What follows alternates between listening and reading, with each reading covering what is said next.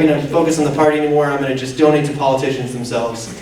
Well, as Nick just talked about, politicians can let you down too. So what you arrive at is this third P, from party to politician to policy. And that's why I'm excited to be part of AFP. We deal with, you guys are probably familiar with the Overton window concept. We want to shift that window towards free market economics. And the truth is, when you provide a policy window for politicians, policy never lets you down. You know, tax cuts speak for themselves, spending cuts speak for themselves. So when you move policy windows, it's that natural, I don't like to use the word progression, but it is, for what I found, and I think a lot of people find, is that after the party and the politicians have let you down, what you can realize is that moving that window on public policy is lasting, and it works. So that's sort of why I think that AFP as an organization is effective in what it does, in that it's not just trying to win this seat or trying to win that seat. It is focused on how can we prove to people that economic freedom creates prosperity and increases the quality of lives for every single strata of the entire income bracket. So that's my little pitch for us. But as to where do we go from here? As we talked about, we just got dealt a pretty rough blow. A lot of folks that we counted on to be quality conservatives showed their true colors, and I'll tell you right now, as Nick said, primaries they're not easy. And there's a lot of talk about what we can do to fix the problems that were created in this legislative session. One thing is Glenn's petition to repeal the private option bill, and there's only one thing I want everybody to think about. How many people were at the Capitol during the time that bill got passed? Did anybody else see the lobbyists? Every single one of them jumping up and down, excited, gleeful that this thing passed. The moneyed interests behind this thing will put their money where their mouth is. So if this thing makes it to fruition, you really, really got to realize you'd be fighting a very, very strong lobby. All the insiders are banking on this, and a lot of the wobbly politicians are believing that their Medicaid expansion is actually good for conservative politics, which I told them all to their face, it's the wrong calculation, but there's only so much you can do. We were fighting a lot of interests.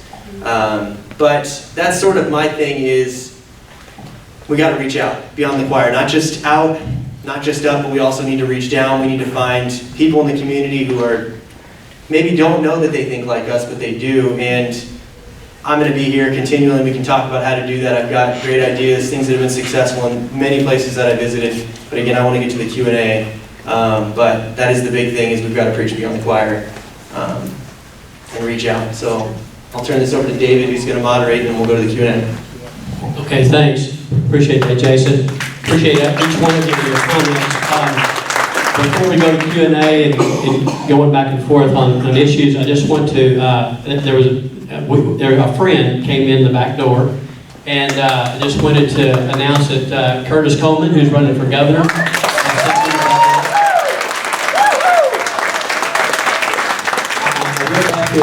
this man is a true conservative.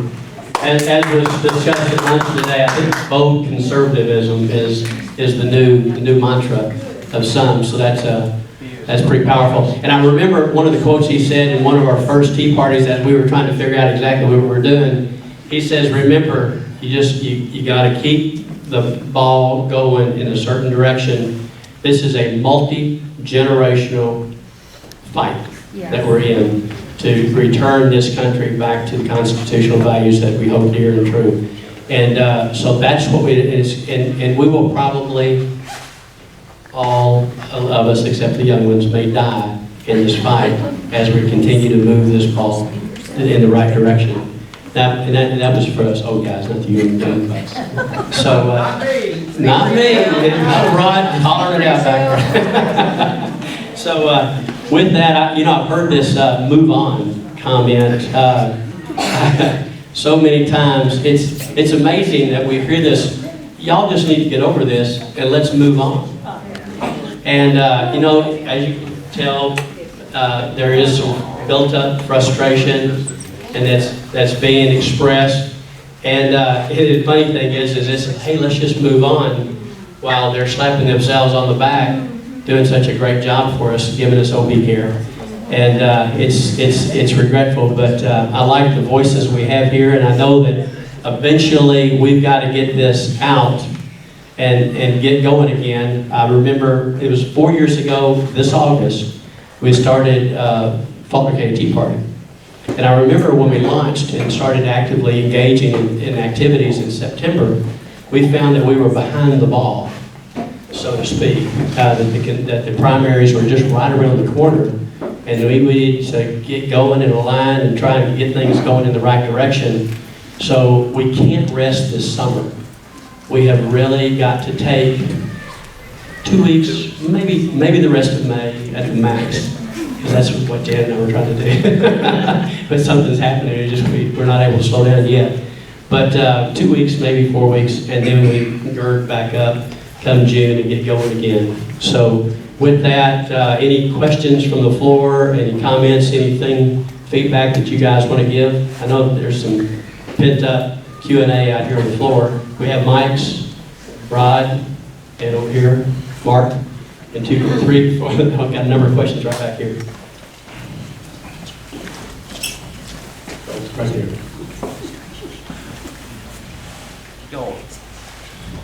Y'all talked about, okay. Hello? Is it on the bottom? It's on. I said it's on. Speak in. Hello? Go ahead, just speak in and start soft. Hello? Yeah. Okay, you mentioned the Big River Steel project. You know, I think we need to do a better job of vetting the candidates, because some of these guys I spoke to at least one of them back before he was elected, and I asked him about a similar issue about the HP that came into Conway a couple, 2, 3, 4 years ago, and they wrote a check for $10 million, I think. And I asked him, he's a Republican, what he thought about that, and he was okay with it. It doesn't surprise me that the Republicans are supporting these crony capitalism ideas. They are for big government. Yes. We need to find that out before we elect them and campaign for them. It's not hard to find out. I asked the guy publicly. He admitted to it. Who was that? Jason Raper. Jason Raper. Thank you. You know, it's interesting. It was $125 million we put up.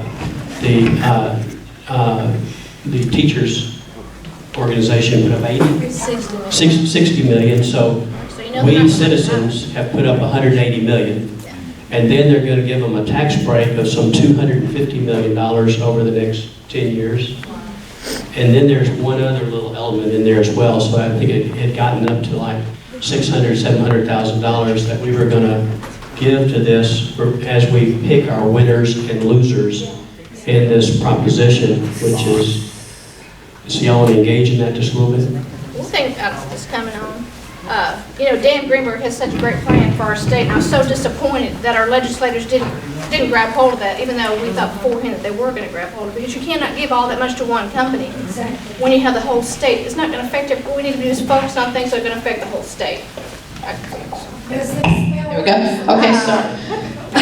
Okay. But we really needed to focus on things that would affect the whole state, because as Curtis Coleman has said a number of times, there are things that we can do that'll make Arkansas business friendly from one corner to the other, and that's what we need to be focused on. And so that's why I was so disappointed with Big River Steel, is because it's so much going to one area. But there are some things that we can do to help every county and every single business that we have here, not all of it going in one basket. So I didn't hear anything positive about Big River Steel beforehand, but I can tell you every email and every text that I sent out after session, then there just was ignored.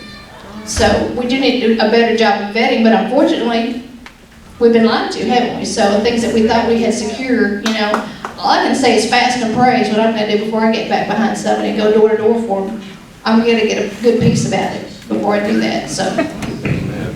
Yeah, I get it. The biggest thing, there's two things. One, you'll realize that some of these legislators just don't understand economic freedom. It's that simple. And it's an ongoing education process. It's something we all deal with. But the biggest thing is this. I'll tell you what your biggest problem you're fighting is. And it's an old adage, if you will. If a tree falls in the woods and doesn't make a noise, we're fighting a messaging battle. I told Nick this last week, and I'll say this again, and I'm going to say this in front of every group I talk to.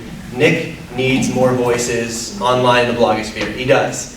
he gets marginalized, and it's unfair because his ideas, as you guys talked about with Dan Greenberg, you'll never find those hundreds of, probably thousands of business owners out there who never got a chance at that tax cut because they're not politically favored. That $125, $185 million that could have been spread out, as we've all said, but nobody's speaking for the forgotten man.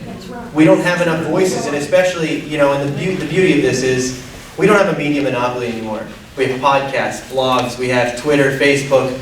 We have to be engaging in these things, and as I said from the beginning, we've got to preach beyond the choir.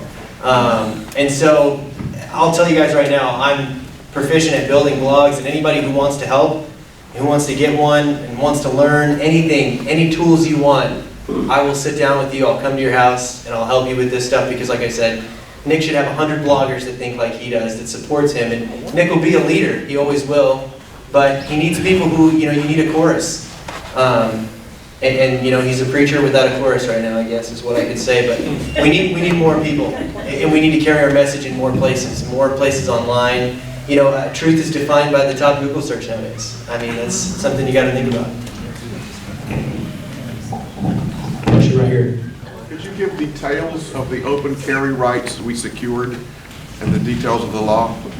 Give the titles, I'm The sorry. details. Details, yes, I would love to talk about open carry. I should have mentioned that when I was talking about the good things that came out of this session.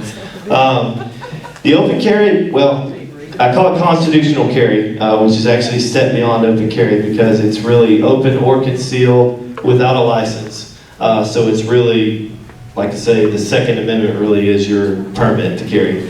It's called it's titled Act 746. It's been big news last couple of weeks. We actually broke the story last week. Three aspects to it, if I can remember them all. First thing is, how many of you have heard of the Journey Law? Several of you have, gun lovers like me. The funny thing about the Journey Law is that a journey was actually never defined under state law. And so you could carry on a journey, but there was a lot of disagreement about what a journey really was. Was it leaving your neighborhood? Was it leaving your county? Was it leaving, your city? Going across the town to the grocery store? What was it? So the legislature in Act 746 defined a journey as leaving your home county. So if you leave your home county, you can carry without a license, openly or concealed, under this law, is what the law says. But they actually went a step beyond that, and I think that's a part of it that's kind of gotten lost in all the journey madness, and we actually had the state police director come out and respond to the story, and the governor's office and everybody, but they're missing the big story, which is that they've actually decriminalized carrying a firearm anywhere, not just outside of your county, but anywhere. It's no longer a crime to carry a firearm unless a prosecutor can prove that you intended to use that firearm in a, quote, unlawful way.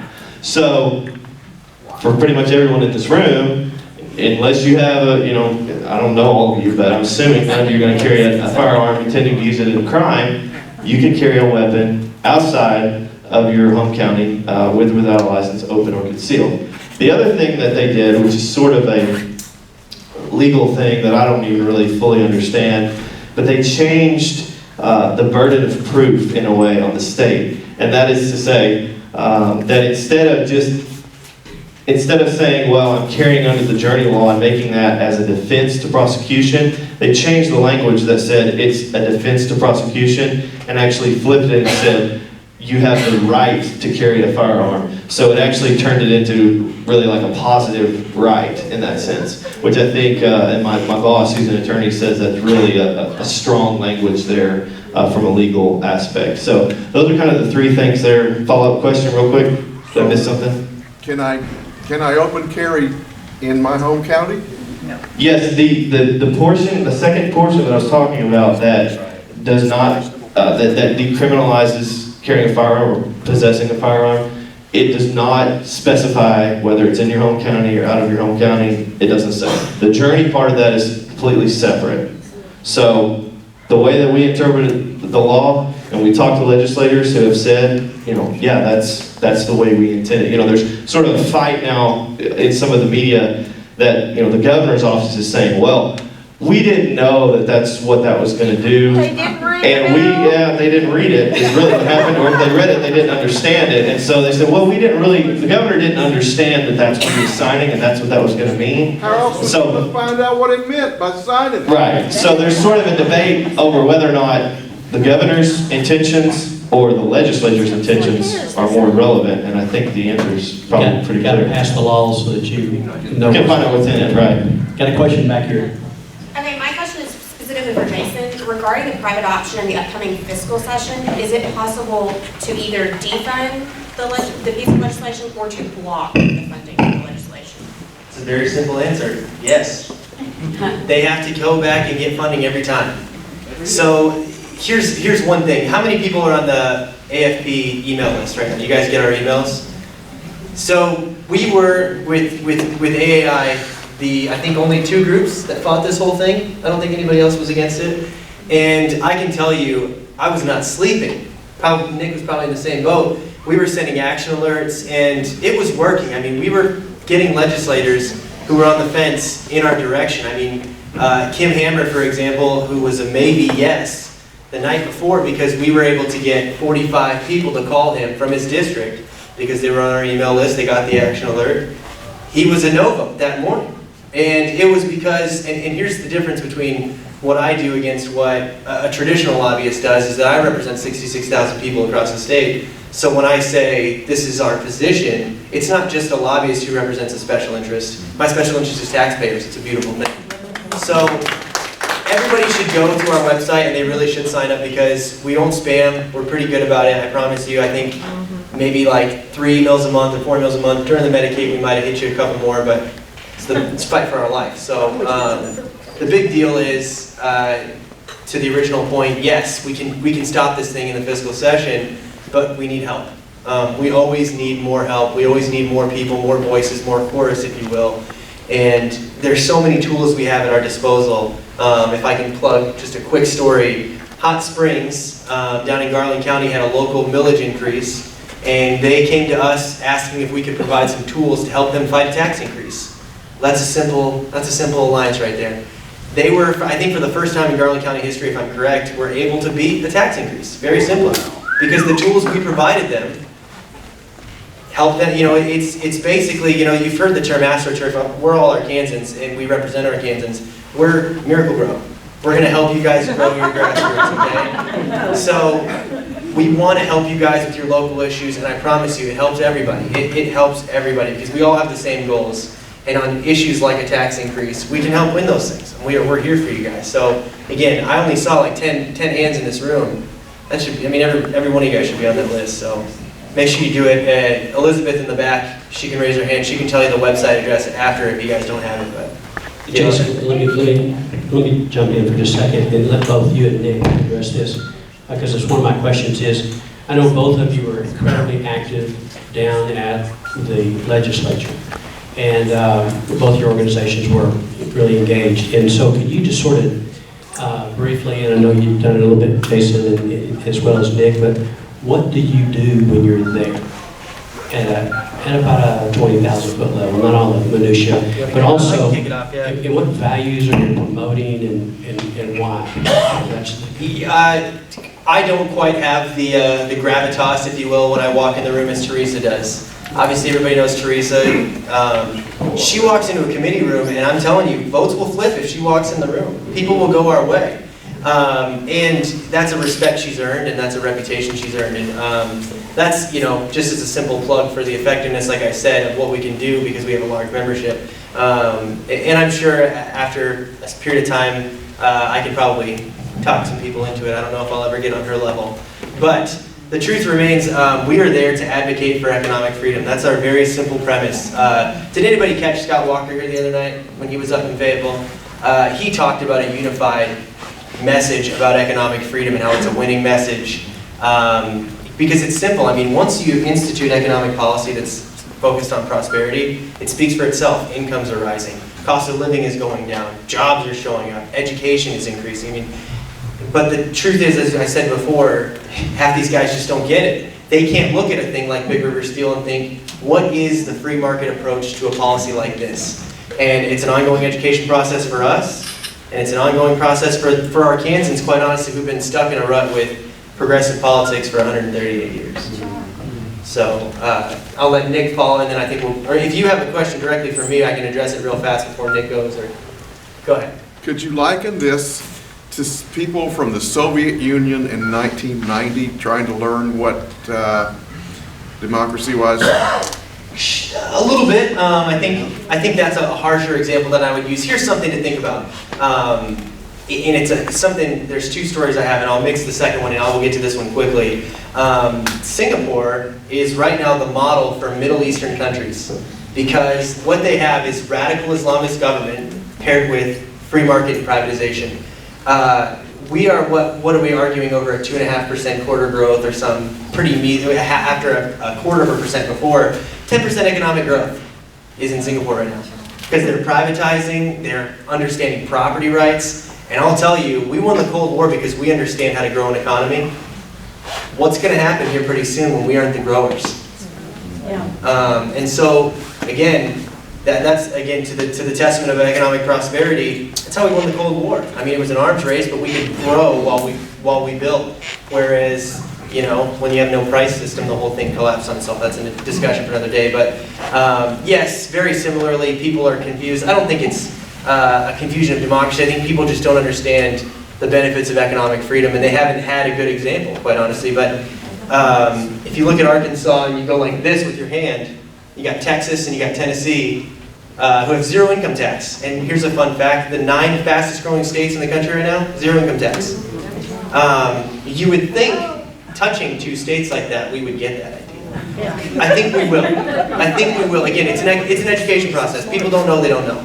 But I'll let Nick go ahead. Yeah, as far as what we did during the session, we were very involved in the workings of the Capitol. And when I say involved, I mean like getting our hands dirty. Dan, for instance, I think testified on over a dozen bills, showed up at committee meetings, a lot of times just to take notes.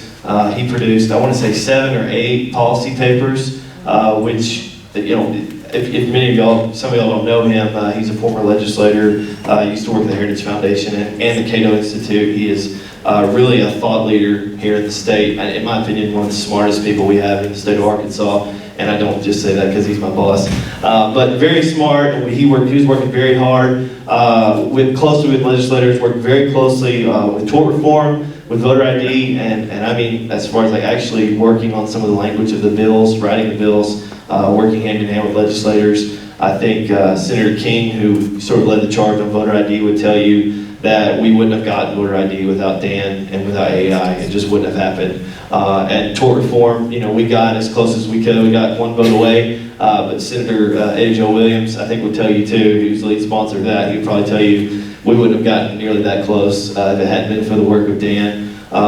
When it came to tax reform, we hosted a luncheon. We had brought Steve Moore in from the Wall Street Journal and Fox News, hosted a luncheon with legislators and activists, had a huge crowd, over 100 people, just really successful. When it came to Medicaid, we had 6 town hall meetings across the state. We had one right here in this very room. We hosted a luncheon for legislators, actually commissioned a poll, a professional poll, and sat down with legislators and went through some of those results and showed them sort of, you know, here's what the people think about the private option, and here's maybe something that you should consider before you vote for this. So we did that. As far as my responsibilities, I spend a lot of time on social media, Twitter and Facebook, a lot of time, probably more than I should. And then daily news stories. The ArkansasProject.com has really, I think, hopefully become one of the leading conservative blogs and voices in the state. And so I spend usually at least one or two stories a day producing a news story with a little bit of analysis about what was going on at the Capitol. Attend a lot of committee meetings and record committee meetings and do a lot of interviews with legislators. It's good to be with y'all tonight because to spend some time with real people. Spend a lot of time with legislators, but that's sort of a general overview of what we did and what we're doing. We've got a couple of big projects coming up. I think we're going to be redoing our scorecard where we rank all of the legislators for their votes. I'm sure you'll all be very interested to see that. We've got one coming. Would y'all like to be a part of that? Yeah. All right. Yeah, we emailed legislators the night before the vote and let them know this Medicaid vote, let's call it what it is, Obamacare expansion.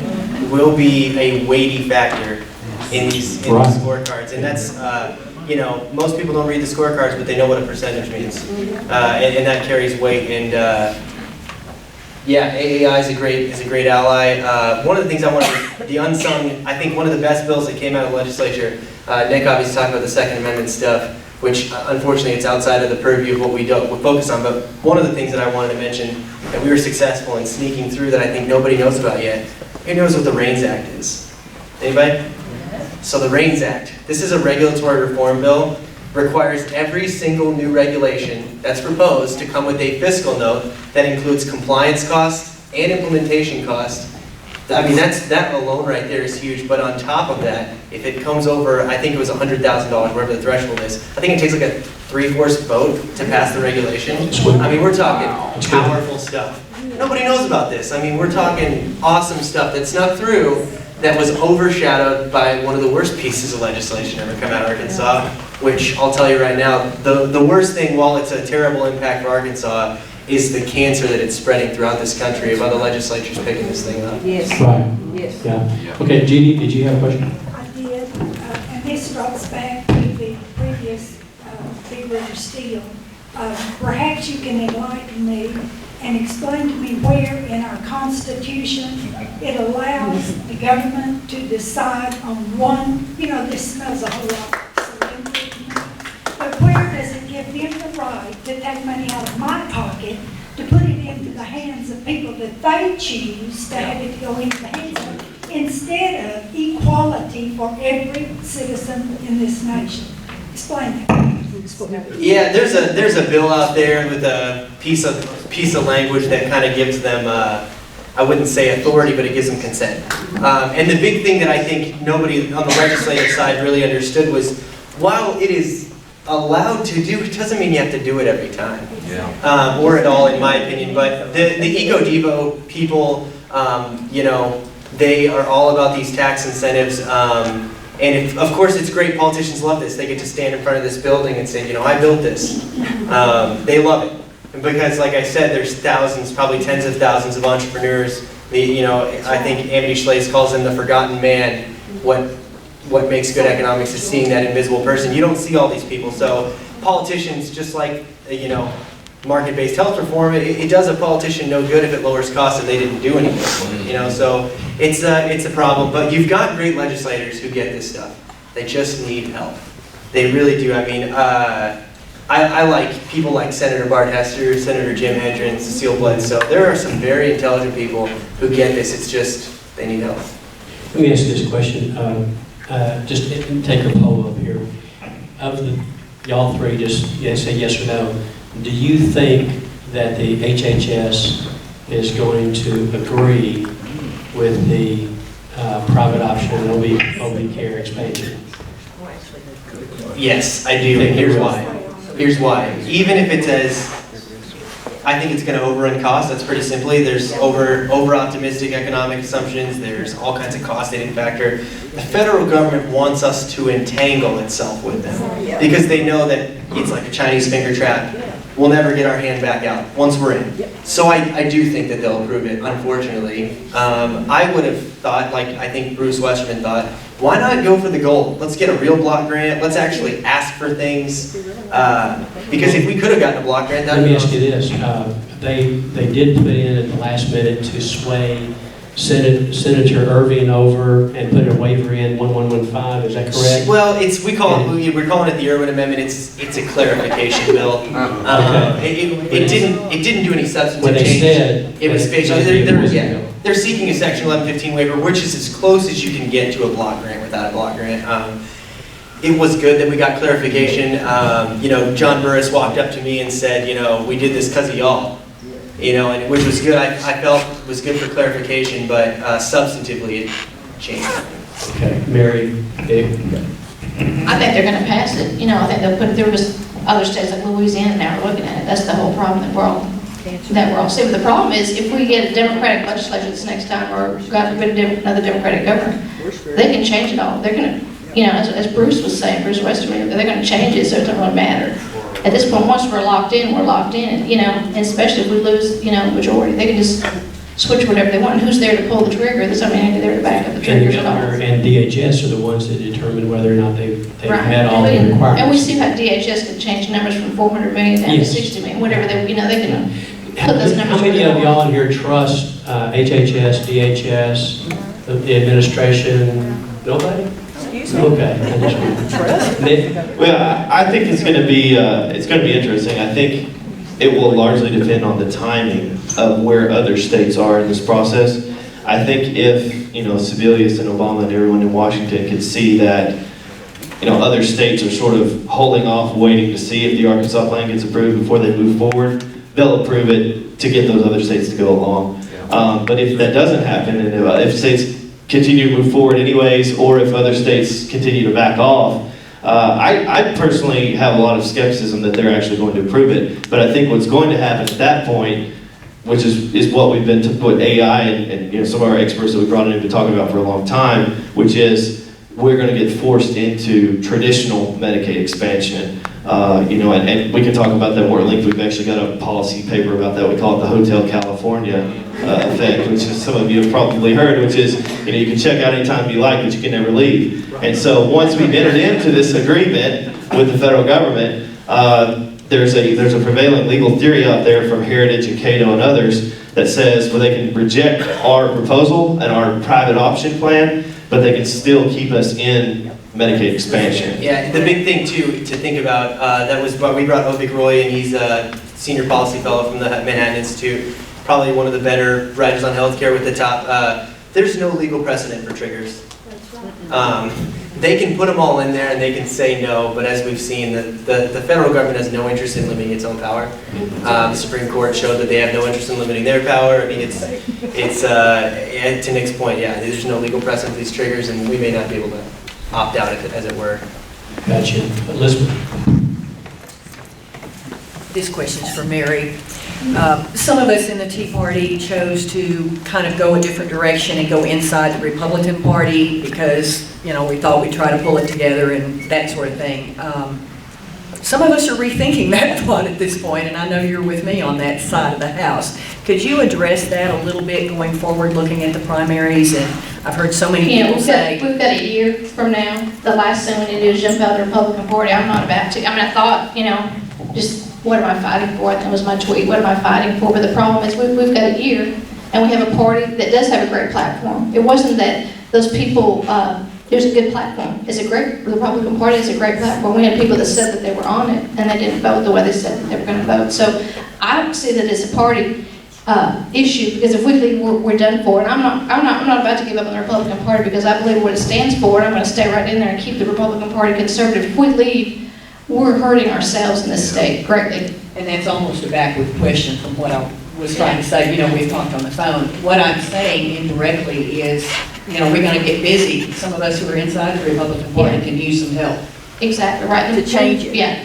And we've got to hang in there. I'm not going to give up on it because that's the structure we have now. We have two parties in this state, and we can say we want more, but right now that's what we have, and I'm not going to give up fixing it. Yeah. So that's where I'm at. And you know what? You have a right to do what you want to do, but I hope that you will not give up on it. But I'm not trying to tell anybody what to do. I'm not about to at this point. There's a lot of hurt there, and I understand that. But it's a good platform, and it wasn't the platform was wrong. It was the people that stand on the platform that said that they were going to.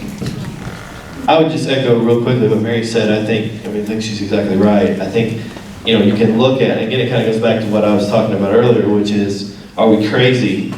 Are we extremists? Or do the majority of Arkansans agree with us? And obviously, if you look at the message and the platform of the Republican Party in the election, obviously they think we're onto something. Because they agreed with pretty much everything that we agreed with in the election. But between November and January, when they got to Little Rock, something changed. So I think that's where, somebody said this earlier, it goes back to vetting. And we've got to just do a better job at making sure that we get people that mean what they say and say what they mean. And then also being sure to hold their feet to the fire, but then also being sure to encourage them when they do the right thing. Did y'all think that some of the change resulted from the mankind sort of stepped in at the time that they got marble fever, as we like to talk on the radio, and there's this desire for higher office, the desire for sometimes it's a desire to think you're doing the right thing, that you're the savior somehow. And I hate to say it, but some people think that they see this hospital's gonna go out and I can fix it, and so somehow I think you get that complex that you can fix everything and we can make it all better and we can make Obamacare There's just better sort of this somehow. echo chamber down Yeah, there. and you know, there was 20 to 1. I mean, lobbyists were 20 to 1 to our legislation. We have to understand that it was a lot, but regardless, it shouldn't have changed their platform. It shouldn't Well, have in changed their addition, thoughts. $300 million of walking around money and GIF funds, et cetera, that buys a lot of votes, sure influenced a lot of those folks to sway. And there's a way for us to FOI those dollars, to figure out exactly. Well, you know, we can all be watchdogs, as I brought you the newspaper, and every Yeah. day there's things, we're going to send legislators up there holding checks left and right, you know, on the courthouse steps, and that's what you need to let everybody know about. Well, there's, you know, wonder where that money Yeah, came that from. $3.5 billion Yeah. that they were, yeah. I think, I'll just add something quickly to that. I think when we're talking, I was talking to somebody about this earlier today. I think Mary is spot on. I think the other half of that is that in some private conversations that were had with legislators, you know, and some comments that were made publicly about, you know, Arkansas can do this. Arkansas can be the model for the nation. And what that goes back to, in my opinion, is sort of like this, you know, you've probably all heard of like this inferiority complex that Arkansas has, you know, that thank God for Mississippi and that, you know, that whole bit. And I personally had kind of hoped and thought that we'd move beyond some of that, but I think there was definitely a prevailing notion among a lot of these legislators that they wanted to do something to get the nation's attention. They wanted to do something big to get attention and to be the example for the nation. Unfortunately, they picked a very poor vehicle. Okay, has anybody in here that wants to ask a question that hasn't asked the question? Over here, no? Okay, so Mary?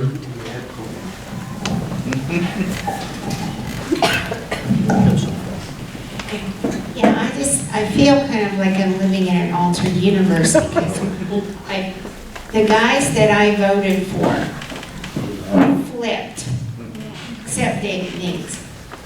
And I feel like I'd like you maybe to get in their head a little bit more than what you